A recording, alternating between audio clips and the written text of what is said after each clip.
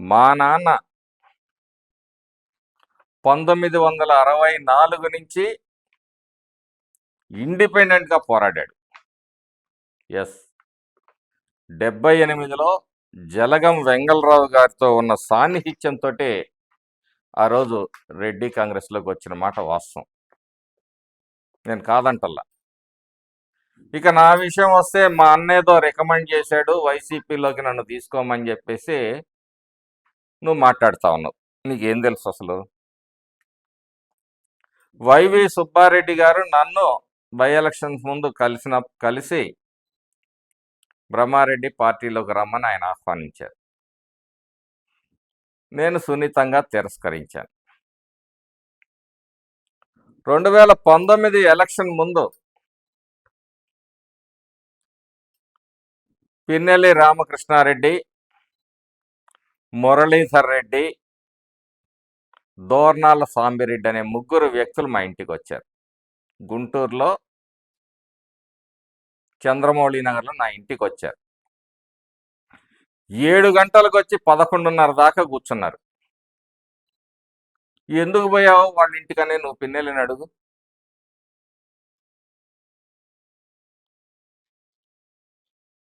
అయినా నేను ఈ పార్టీలోనే ఉన్నాను. అయోధ్య రామిరెడ్డి గారు నాకు ఫోన్ చేశారు, వాస్తవం, మా ఇంటికి వస్తానన్నారు. వద్దన్న పెద్దోడి, పర్వాలేదు నేనే కలుస్తానని చెప్పి నేనే కలిశాను, మాట్లాడాను, నా నిర్ణయాన్ని చెప్పాను. నేను వస్తానన్నానంట, ఆయన రిజెక్ట్ చేశాడంట.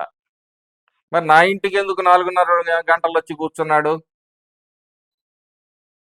పక్కన మురళీధర్ రెడ్డి ఉన్నాడు కదా, యనమల మురళీధర్ రెడ్డి, దోర్నాల సాంబిరెడ్డి ఉన్నాడు, కనుక్కోండి. పావుకాసు మహేష్ రెడ్డి,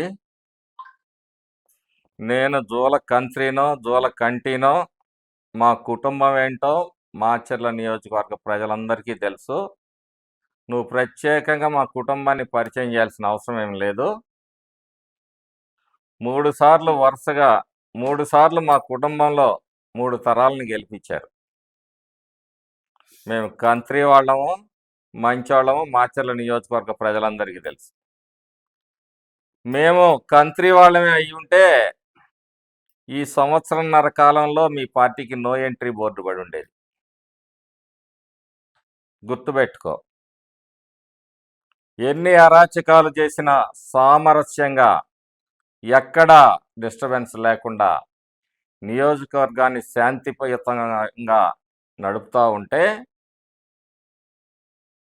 వెనకుండి జంట హత్యలు చేపిస్తే, అంటే ఆయన్ని వదిలిపెట్టి ఆయనకి కిరీటాలు పెట్టి కాళ్ళు మొక్కాలా? మాచర్లకి బహిరంగ చర్చకు వస్తానంటున్నావు, రా, యు ఆర్ ఆల్వేస్ వెల్కమ్. ఎప్పుడు వస్తావో, ఎక్కడికి వస్తావో, ఎంతమందితో వస్తావో అది నీ ఇష్టం. ఇక్కడ అభివృద్ధి నువ్వొచ్చి చూపిస్తావా? మాచర్ల ప్రజలకి ఏమైనా కళ్ళు పోయినాయా? ఇక్కడ అభివృద్ధి జరిగిందో జరగలేదో తెలియదు అనుకుంటున్నావా? మాచర్లో ఏం జరిగిందో నువ్వొచ్చి చూపిస్తావా? రా, చూపిద్దురా. లెక్కలతో వస్తావా? రా, లెక్కలతో రా, నీ లెక్క తేల్చే పంపిస్తాం. ఇక్కడ ఎవడు నీ కూతలకి భయపడేవాడు ఎవడు లేడా. చెప్పాను, సాధింపులు, వేధింపులు, తప్పుడు కేసులు, అక్రమ వసూళ్లు అన్నిటినీ భరించి కూడా ఈరోజు మాచర్ల నియోజకవర్గంలో శాంతిని కాపాడుతూ ఉన్నాం. మీ పిన్నెల్లి రామకృష్ణారెడ్డి నాలెడ్జ్ ఎట్లాంటిదంటే, ఈవీఎం కేసు పగలగొట్టిన కేసు ఎలక్షన్ కమిషన్ పెడితే మేము తప్పుడు కేసు పెట్టామంటాడు. అట్లాంటి పండితుడి తరఫున నువ్వు వత్తాసు తీసుకొని మాట్లాడుతూ ఉన్నావు. ఇక ముస్లిం జంట హత్య కేసులు చెప్పాను, అడగండి, పిన్నెల్లిని అడగండి ఏం జరిగిందన్నా అని చెప్తాడు.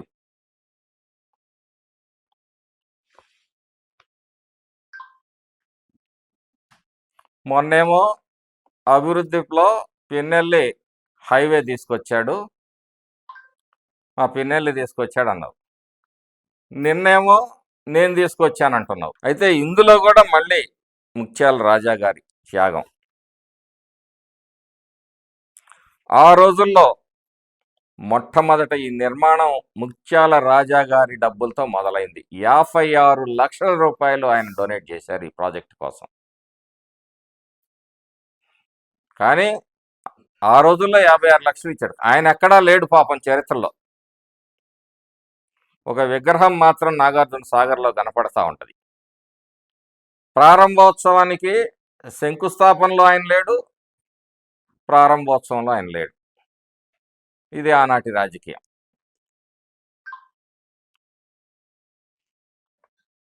ఇక నా అక్రమ సంపాదన, పెళ్ళి, వీటి గురించి నువ్వు మాట్లాడుతా ఉన్నావు.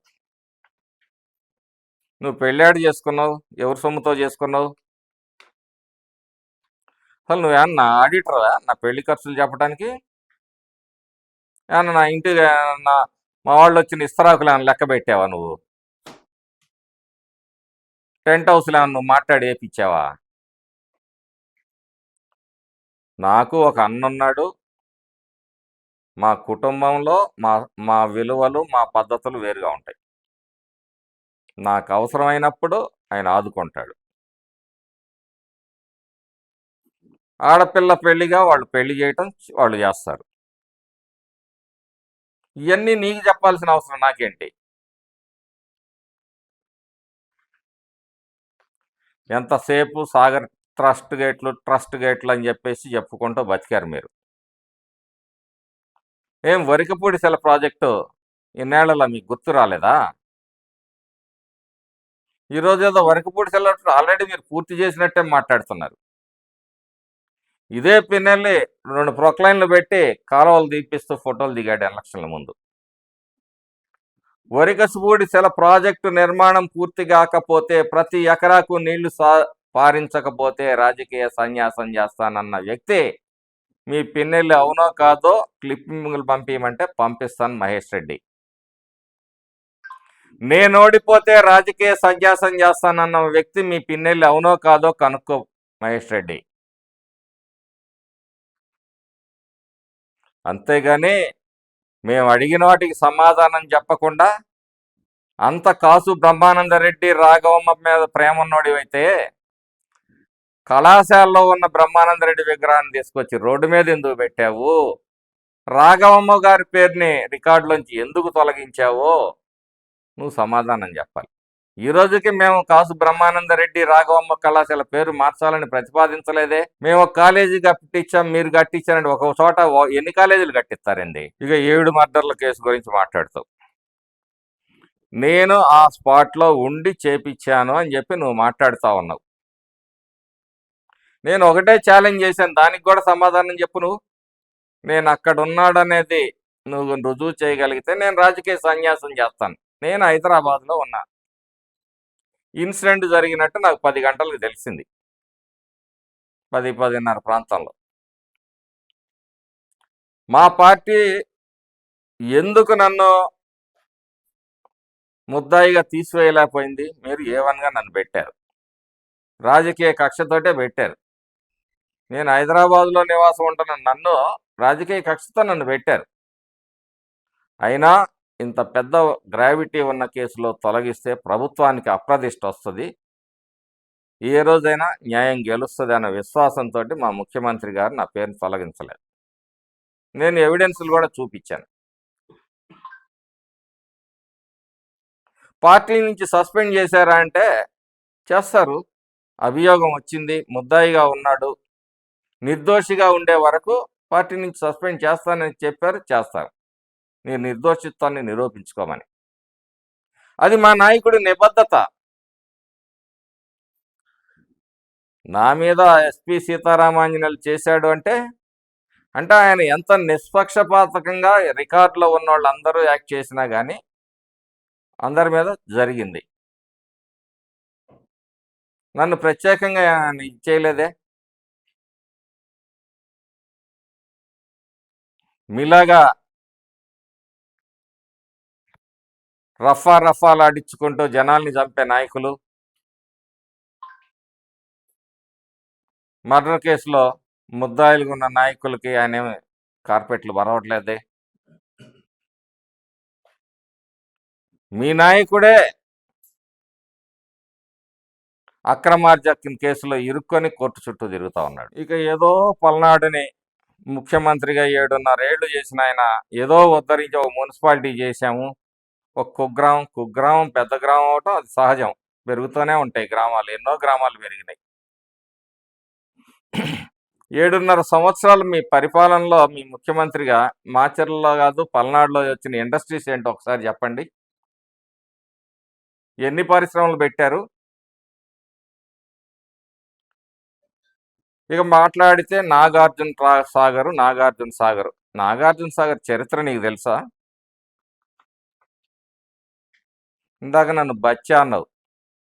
బచ్చా నీకు చెప్తున్నా విను, నాగార్జున సాగర్ చరిత్ర ఏంటో.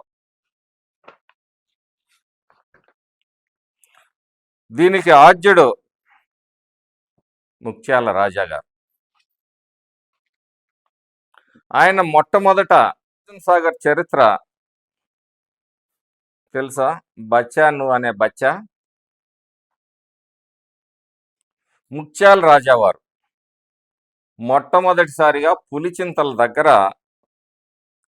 ఒక ఆనకట్ట కట్టాలని చెప్పేసి తన సొంత నిధులతోటి సర్వే చేయించి తర్వాత ఆయన దాంతో సంతృప్తి చెందల.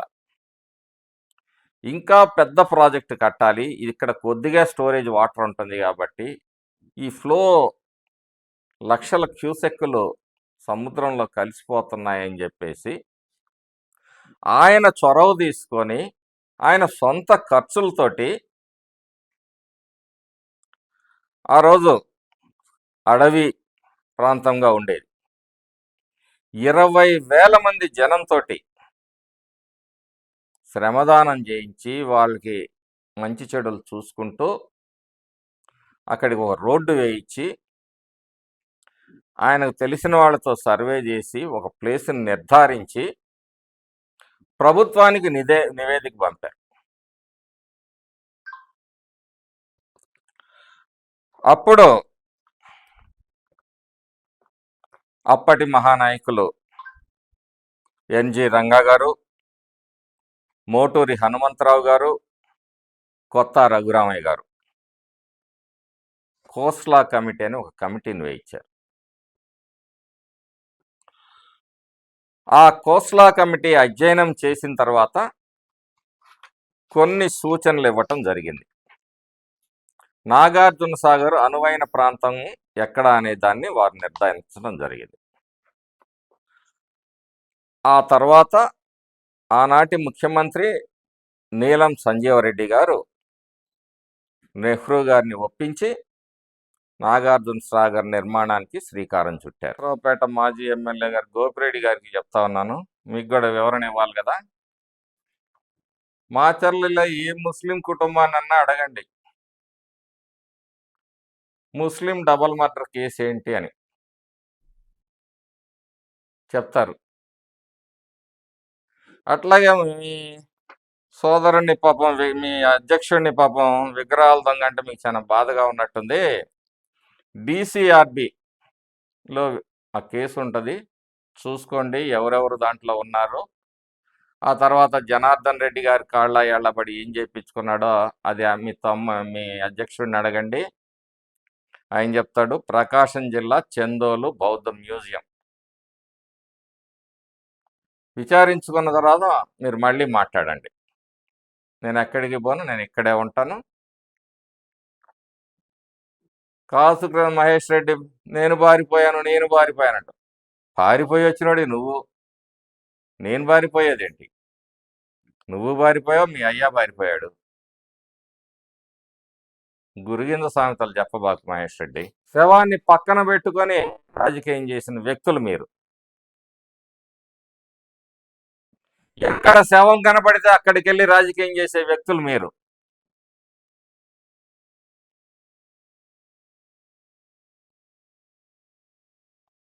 సంవత్సరన్నర కాలంగా మాచర్ల నియోజకవర్గం అందరూ ఊహించింది ఈ నియోజకవర్గం భగ్గుమంటుందని.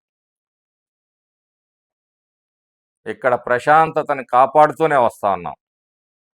దానికి అగ్గి రాజేస్తుంది మీ పిన్నెల్లి. ఈ పల్నాడు మళ్ళీ రక్తసిక్తం కావాలని దుర్మార్గపు ఆలోచన చేస్తున్నది మీ పిన్నెల్లి. ఆ గడ్డేదో అతనికి పెట్టుకోండి. మీతేదో చెప్పించుకునే స్థితిలో బ్రహ్మారెడ్డి లేడు. పెళ్లి ఖర్చులు అంటున్నావు. నేను నరసరావుపేటలో ఇంటర్మీడియట్ చదివేటప్పుడు ఒక వ్యక్తి చనిపోతే సమాధి కడుతున్నాం, సందాలు ఇవ్వండి అని ఎవరు వసూలు చేశారో నరసరావుపేట ప్రజలందరికీ తెలుసు. మీ కుటుంబంలో వ్యక్తి చనిపోతే ఆయిల్ మిల్లుల మీద, బియ్యం మిల్లుల మీద, డాల్ మిల్లుల మీద, చిల్లర కొట్ల మీద పడి వసూళ్లు ఎవరు చేశారో నరసరావుపేట ప్రజలను అడుగు. నువ్వు అప్పుడు బచ్చాగాడి.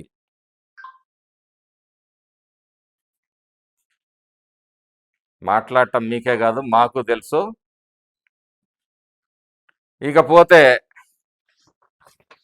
అబ్బో, విగ్రహం చాలా బాధగా ఉన్నట్టుంది పాపం. మీ విగ్రహాల దొంగ పేరు డిసిఆర్బి, ప్రకాశం జిల్లా చందోలు బౌద్ధ మ్యూజియం. పక్కన తోడు దొంగలు కూడా ఉన్నారు.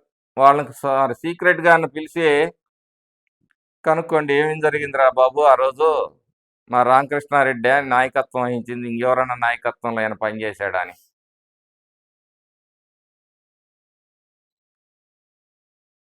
విగ్రహాల దొంగనక ఏమంటారేంటి?